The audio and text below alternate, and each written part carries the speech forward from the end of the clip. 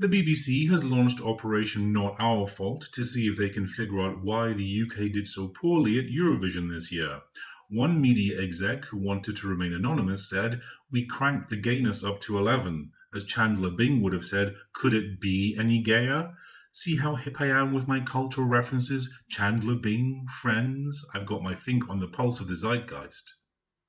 The BBC was sure it had a winner in its hands, with compere Graham Norton declaring, "Having a bona fide pop star representing the UK this year is a great start." However, he was seemingly unaware that Olly Alexander is not a pop star. In fact, he's not a star in any sense of the word, having starred in only one Channel 4 drama of note, 2021's It's a Sin, where he played an unattractive, promiscuous gay man with no real friends. We're sure that was a real stretch for him. Earlier in the week, Alexander declared, "I have a 1% chance of winning this competition." His statement was met with comments such as, "1% is very optimistic" from Muyad S. Rahma, or "That high lol? Zero more like" from Carol Mary Burt, and "I think he's being overly optimistic" from Lawrence Porter. Fans of Eurovision seemed to like neither the song nor the artist, with many commenters on Twitter, formerly known as X, saying something along the lines of, "The EU must be glad they got rid of the UK and Brexit if that's the best the UK can do."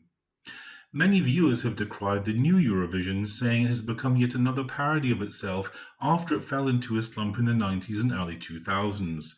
Debbie Bumhole, 23 from Eversholt, said, "It's like they latched on to the fact that it was always a bit camp, and now it's gayer than the gay pride parade through San Francisco. They need to dial it down a bit, go back to the music. I mean, for fuck's sake, they had a song called Baby Lasagna." There has been some controversy about the voting patterns, with the Jewish song seemingly doing so well despite nobody voting for it.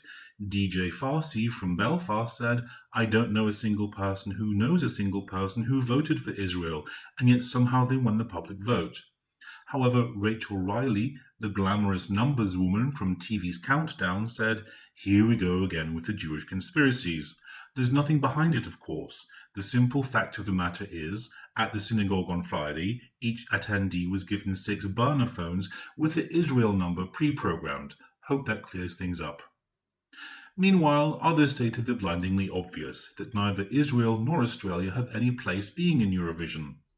"Australia isn't even in the right hemisphere," said one person. Another said, "And Israel is carrying out a genocide in Gaza, and we are supposed to pretend that this Russian Jew singing about mutilating babies in front of their parents is an acceptable thing to sing about."